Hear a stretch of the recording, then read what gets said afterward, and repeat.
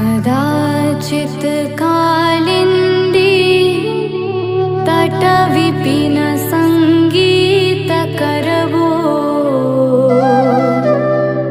मुदा भीरी नारी वदन कमला स्वाद मधुपा रमा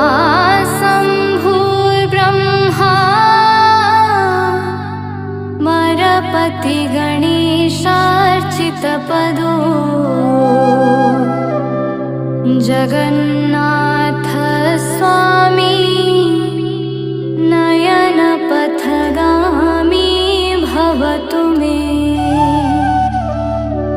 भुजे सबे वेणु